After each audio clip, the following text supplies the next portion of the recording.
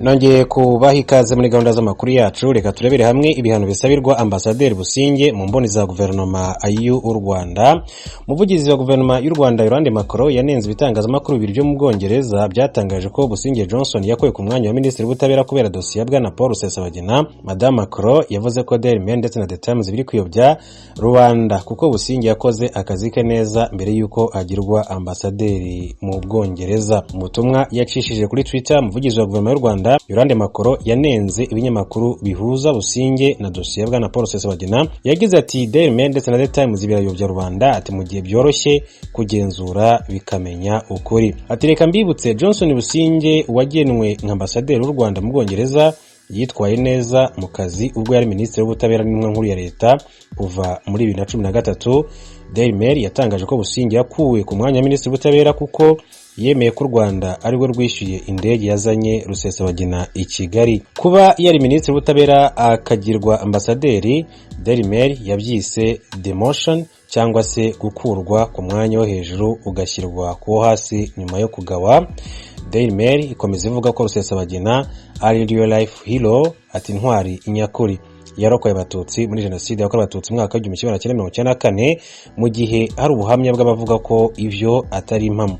Rusesabagina wavuye i Dubai yagiye Bujumbura yatunguwe no kwisanga i Kigali aho yazanwe atabizi n'umupasitori witwa Niyomwungere Constante yafataga nk'inshuti y'amagara. Ku itariki ya 20 Nzeri 2021 yahamijwe ibyaha by'iterabwoba akatirwa gufunga imyaka 25, ibintu ibihugu bitandukanye n'imiryango mpuzamahanga byamaganye bisaba ko arekurwa vuba na bwangu. Mu bihugu byasohoye amatangazo asaba irekurwa rya Paul Rusesabagina harimo Leta Zunze Ubumwe za Amerika n'Ububiligi, byavuze ko urubanza rwe nta mucyo warugaragayemo. Abadepite b'Ubwongereza baheruka kandi gusaba leta yabo kutemerera Busingye kuba ambasaderi muri iki gihugu kubera kutubahiriza demokrasi. Mu makuru yandi mu gitondo cyo kuri wa mbere tariki ya 13 Ukuboza, umuyobozi mukuru wa polisi ya Repubulika Iharanira Demokarasi ya Kongo General Amuri Bahigwa Dieudonné n'intumwa ayoboye bageze ku cyicaro gikuru cya polisi y'u Rwanda ku Kacyiru. Uyu muyobozi yakiriwe na mugenzi we uyobora polisi y'u Rwanda IGP Dan Munyuza. Aba bashyitsi kandi baje mu ruzinduko rw'akazi ruzamara iminsi igera kuri 3, hanashyizwe kandi umukono ku masezerano y'ubufatanye hagati ya polisi z'ibihugu byombi, ni ukuvuga DRC ndetse n'u Rwanda. Ubwo yakiraga mugenzi we IGP Dan Munyuza yavuze ko usibye kuba u Rwanda na Repubulika Demokarasi ya Kongo ari abaturanyi n'abavandimwe, yavuze ko uru ruzinduko rugamije gushimangira imibanire myiza hagati y'ibihugu byombi cyane cyane mu bijyanye n'umutekano. Yagize ati uru ruzinduko turarufata nk'ibuye ry'ifatizo mu gushimangira ubufatanye hagati y'u Rwanda na Repubulika Iharanira Demokarasi ya Kongo mu by'umutekano. Ati ibihugu byacu ntabwo ari abaturanyi gusa ahubwo turi n'abavandimwe. Akarere kacu ati gakomeje kugira imbogamizi z'umutekano uturuka ku mitwe igendera ku matwara y'idini ya Islam, iterabwoba, ikwirakwira ry'ibiyobyabwenge, ubucuruzi bw'amagendu n'ibindi bitandukanye. Ati byose rero bisaba ubufatanye utajegajega mu kubirwanya. IGP Dan Munyuza yakomeje avuga ko inzego za polisi zifite inshingano zo gukorera hamwe mu gushimangira umutekano mu baturage b'ibihugu kugira ngo hakomeze iterambere rirambye. Yavuze ko muri uru ruzinduko ari umwanya mwiza wo kwicara bakaganira birambuye ku bibazo by'umutekano bibangamiye ibihugu byombi ndetse kandi harebwe n'uburyo bwo kubikemura. Muri ruzinduko abayobozi bakuru ba polisi z'ibihugu byombi basinye amasezerano y'ubufatanye hagati ya polisi y'u Rwanda na polisi ya DRC cyangwa se Repubulika ya Demokarasi ya Kongo. Umuyobozi mukuru wa polisi y'igihugu cya Repubulika ya Demokarasi ya Kongo General Amuri Bahigwa Dieudonné yagaragaje ko gusinya amasezerano y'ubufatanye hagati ya polisi z'ibihugu byombi ari uburyo bwiza bwo gufatanya mu kurwanya uburyo bwose bw'ibyaha bikunze kugaragara hagati y'ibihugu byombi. Yagize ati gusinya amasezerano y'ubufatanye ndahamya kandi nkizera ko bizafasha mu bufatanye hagati ya polisi z'ibihugu byacu mu guhuza imbaraga mu kurwanya ibyaha byambukiranya imipaka hagati y'u Rwanda na DRC cyangwa se Repubulika ya Demokarasi ya Kongo. Akomeje avuga ko kuri ubu abakora ibyaha barimo gukoresha ikoranabuhanga mu guhanahana amakuru n'ubundi buryo bwo gukora ibyaha. Yagaragaje ko inzego za polisi nazo zigomba kwitegura mu gukoresha ikoranabuhanga kandi hakabaho uburyo bwo guhanahana amakuru ndetse no kugenza ibyaha mu rwego rwo guhashya abanyabyaha. Umuyobozi mukuru wa polisi ya Repubulika ya Demokarasi ya Kongo n'intumwa ayoboye biteganyijwe ko mu ruzinduko bajemo mu Rwanda rw'iminsi igera kuri 3 bazasura bimwe mu bigo n'amashuri ya polisi y'u Rwanda. Tuve kuri inkuru turebe n'andi makuru atandukanye akomeje kugenda avugwa hirya no hino. Perezida Felix Tshisekedi avuga ko ko kuba ingabo za Uganda ziri mu gihugu ciwe ari ibintu by'akanya gato cyane. Muri Nigeria abantu batanu bari bafunzwe bararikuwe mu rwego rwo kubahiriza umunsi mpuzamakungu wahariwe ikiremwa muntu. Aya makuru yose hamwe n'andi twabateguriye ntihagira kumuja ni mukanya.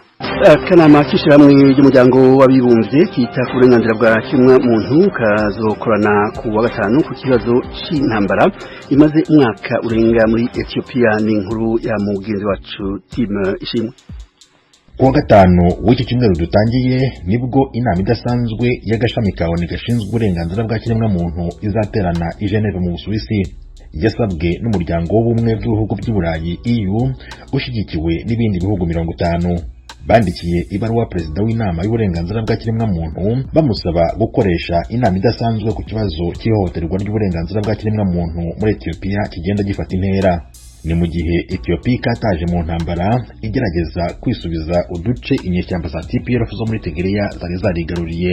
Lot Natson, ambasaderi w'ubumwe bw'ibihugu by'Uburayi, yavuze ko uko ikibazo kimeze ubu nuko kigenda gifata intera, atekereza ko umuryango mpuzamahanga ufite inshingano zo kugerageza gukumira ibindi byaha byakwiyongera ku bikorwa ubu. Yongeyeho kandi ko abahohotewe bagomba kubona ubutabera. Mu butumwa bwanditse, Natson yavuze kandi ko akanama gashinzwe uburenganzira bwa kiremwamuntu kagomba kubahiriza inshingano zako. Akanama ka ONU gashinzwe uburenganzira bwa kiremwamuntu gakora inama zisanzwe 3 mu mwaka.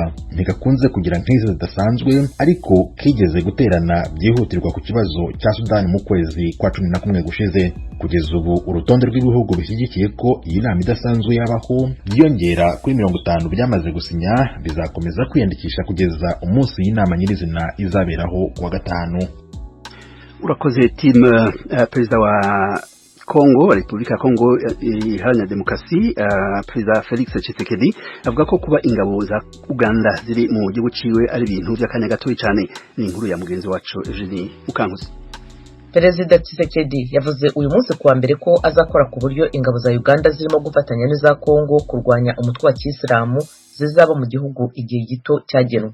Uganda na Kongo batangiye igikorwa bahuriyemo muri uko kwezi ku mutwe wa ADF ufite intwaro ukorana na leta ya Kisilamu, ariko batanze ibisobanuro bike ku byerekeye igihe icyo gikorwa kizarangirira. Perezida Tshisekedi yabivuze mu ijambo yagejeje ku baturage ashimangira ko ingabo za Uganda ziri ku butaka bwa Kongo igihe cyateganijwe zikenewemo muri iki gikorwa.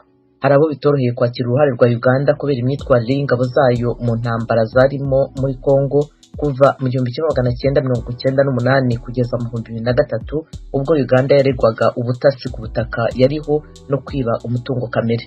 Abasirikare byibura 1700 ba Uganda kugeza ubu bambutse umupaka bajya mu burasirazuba bwa Kongo, kandi minisitiri w'ingabo wa Uganda yavuze ko ingabo ze zagumayo igihe cyose zizaba zikenewe mu kurwanya ADF.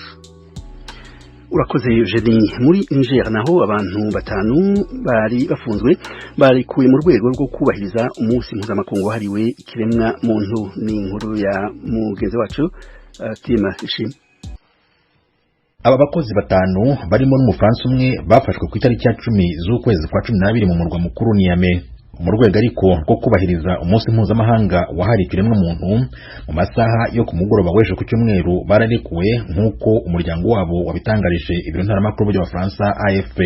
Umuhuzabikorwa ku rwego rw'igihugu w'umuryango witwa Tournon la Page, Michael Zodi, yabwiye AFP ko abapolisi bamuhamagaye ejo saa 7 z'ijoro ajya ku biro byabo bamubwira ko abo bantu babamushyize mu biganza. Zodi yavuze ariko ko barekuwe by'agateganyo.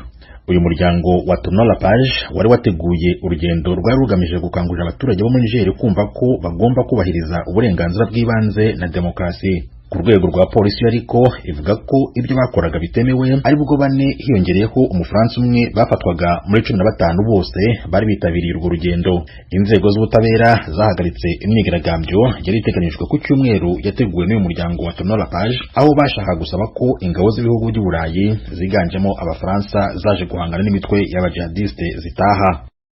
Urakoze Tim. Perezida wa Afrika y'Epfo Cyril Ramaphosa yanduye COVID-19. Ni inkuru ya mugenzi wacu Thomas Kamirindi. Ramaphosa w'imyaka 69 y'amavuko yarikingije 100%, ariko ejo ku cyumweru ku manywa hagati yatangiye kumva atameze neza. abaganga baramupimye basanga arwaye bahita batangira kumuvura. Ibiro bye byatangaje ko afite ibimenyetso byoroshye, ariko yishyize mu kato ashyira ububasha bwe bwose bw'umukuru w'igihugu by'agateganyo mu maboko ya Vice President David Mabuza mu gihe cy'icyumweru. Ari abaganga ari n'ibiro bya Perezida Ramaphosa ntibasobanuye niba yarafashwe n'ubwoko bushya bwa Omicron bwatahuwe bwa mbere na mbere mu kwezi gushize muri Afurika y'Epfo, igihugu cya mbere cyo ku mugabane wa Afurika cyajahajwe na COVID kurusha ibindi byose. Afurika y'Epfo ifite abanduye barenga miliyoni 3, naho abandi barenga 90,000 barapfuye. Mu itangazo ry'ibiro bye, Perezida Ramaphosa avuga ko ubwandu bwe bugomba kubera isomo abaturage b'igihugu cye bose kugira ngo bikingize kandi bahore ari maso. Kugeza ubu abanyafurika y'Epfo 1/4 nibo bikingije COVID 100%. Urakoze Thomas, barakoze kandi bagenzi bacu badushikije amakuru avugwa hirya no hino ku isi. Tubibutse ko muri kumabandanya kumviza iradio Ijwi ry'Amerika isamiranira i Washington DC mu Kirundi mu Kinyarwanda. Ibiganiro twateguriye birabandanya mu kanya amakuru yo mu karere ka Afrika ibiyaga binini. Uru ruzinduko rwinjiye mu mateka n'urwa mbere kugeza ubu umuminisitiri w'intebe wa Israeli agiyemo muri Emirates ziyunze z'Abarabu. Ruri mu rwego rw'ibikorwa bya diplomasi by'akarere abategetsi ba Israeli bakomeje gushyiramo ingufu. Mu mwaka ushize Israeli na Emirates ziyunze z'Abarabu basinye amasezerano yo kunga umubano babifashijwemo n'ubuyobozi bw'ahoze ari perezida wa Amerika Donald Trump. Ayo namwe yiswe Abraham Accords n'ibihugu by'Abarabu birimo Bahrain, Sudani na Maroc. Uruzinduko rwa minisitiri w'intebe wa Israeli muri Emirates ziyunze z'Abarabu rubaye kandi mu gihe ibiganiro bya nucleaire na Iran i Vienne muri Autrichia birimo gucumbagira. Israeli yakangishije igikorwa cya gisirikare kuri Iran igihe imishyikirano mu rwego rwa diplomasi yo kubuza Repubulika ya Kisilamu kwihutisha porogaramu yayo nucleaire itagira ikigeraho. Mu byumweru bishize umudiplomate mukuru wa Israeli n'abayobozi b'ingabo zayo hamwe n'abashinzwe iperereza bakoze urugendo rwabahuje n'ibihugu by'inshuti byo mu Burayi, Amerika n'Uburasirazuba bwo hagati, aho bagiye gusaba ko hakoreshwa uburyo bukaze kuri Iran. Urakoze Eugenie, turashimye n'abagenzi bacu badushikije amakuru avugwa hirya no hino ku isi, amakuru yo mu